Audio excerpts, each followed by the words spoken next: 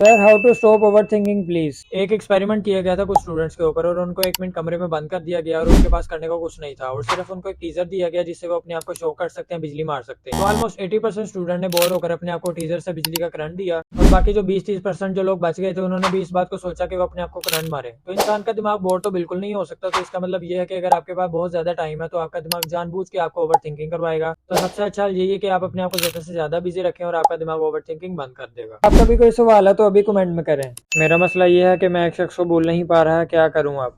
अगर आप किसी शख्स को भूल नहीं पा रहे तो इसका मतलब ये है कि आपने और उसने मिलकर बहुत ज्यादा टाइम गुजारा है। बहुत ज्यादा आप किसी बंदे के साथ जब टाइम गुजार लेते हैं तो आपके अंदर एक हार्मोन बनता है जिससे हम ऑक्सीटोसिन कहते हैं। ऑक्सीटोसिन को कहते हैं बॉन्डिंग हार्मोन। ये हार्मोन तब सक्रिएट होता है जब आप उस बंदे के साथ होते हैं और जब आप उस बंदे के साथ नहीं होते तो ये हार्मोन सक्रिएट नहीं होता और आपको बहुत अधूरी फीलिंग देता है। जैसे आपके दिल में कोई सुराख बन गया हो या आपकी जिंदगी में कोई वैक्यूम बन गया हो। ये वैक्यूम सिर्फ वो बंदा ही कंप्लीट कर सकता है। या अगर आपने उस बंदे को छोड़ना है तो आपको जल्द से जल्द कोई रिप्लेसमेंट लेनी है। मतलब अगर आपको कोई बंदा रिलेशनशिप में छोड़ गया तो आप किसी नए बंदे के साथ रिलेशनशिप बना लें। अगर आपने इसका पक्का हल करना तो आप हेल्दी एक्टिविटीज में और अपने आप को हील करें और इस वैक्यूम और सुराख को हमेशा के लिए पूरा कर लें। इसके बाद आपको किसी बंदे की जरूरत नहीं पड़ेगी। तो अगर आपका भी कोई सवाल है तो अभी कमेंट में करें। मेरी जुबान और माउथ में छाले हैं, क्या करूं। अगर आपके मुंह और जुबान पे छाले हैं तो इसका सबसे इंपॉर्टेंट कॉज ये है कि आपके मैदे में तेजाबियत है। खाना पेट भर के ना खाया करें। खाने के बाद 100 कदम चला करें। खाने के बाद 3 से 4 घंटे आपने लेटना नहीं है और खाने के बाद पानी नहीं पीना। इससे आपके मैदे की तेजाबियत खत्म हो जाएगी और आपके मुंह में छाले बनना बंद हो जाएंगे। अगर आपका भी कोई सवाल है तो अभी कमेंट में करें।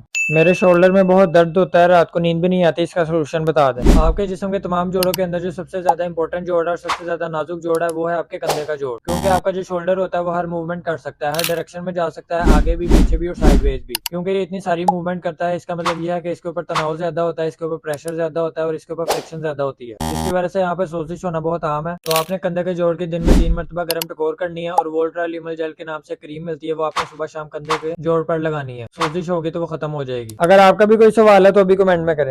अगर आपकी कमर और लेफ्ट टांग में बहुत ज्यादा पेन होती है तो ये वीडियो आपके लिए है। अगर आपकी कमर में दर्द होता है और वो आपकी टांग में जा रहा होता है इसका मतलब यह है कि आपको sciatica है। अगर आपको sciatica है तो आपको मुबारक हो, आपका ये दर्द कहीं नहीं जाएगा क्योंकि एक नर्व पेन है और नर्व पेन बहुत मुश्किल से जाती है। 3 काम किया करें, एक सख्त जगह पे सोया करें, दूसरा वजन न उठाया करें, तीसरा आपने अपनी कमर को झुकाना नहीं है। पेन मेडिकेशन मत लिया करें क्योंकि ये आपका पेट खराब कर देंगी और फिजियोथेरेपी भी यकीन रखें क्योंकि फिजियोथेरेपी इसका असल हल है। तो फिजियोथेरेपी करवाएं और चिल करें। भाई बॉम्बे सुपारी के डिसएडवांटेजेस बता दें।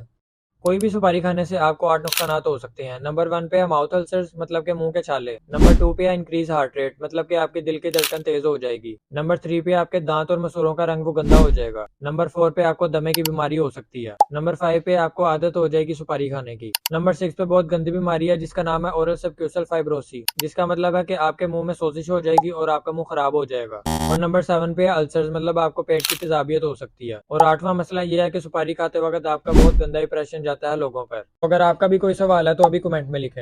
सर डेंड्रफ सोल्यूशन भी बता दें। डेंड्रफ एक फंगस या यीस्ट की वजह से होता है। आपके सर के ऊपर जो ऑयल आता है ये यीस्ट है। फंगस इस ऑयल को खाता है और बढ़ जाता है। फिर आपकी बॉडी इस फंगस के खिलाफ एक रिएक्शन देती है जिसकी वजह से आपके सर पर खुश्की होती है। आपको नाज या फिर सलसन ब्लू शैम्पू का इस्तेमाल करें और 1 से 2 महीने के अंदर आपका डेंड्रफ बेहतर हो जाएगा। अगर आपका भी कोई सवाल है तो अभी कमेंट में करें।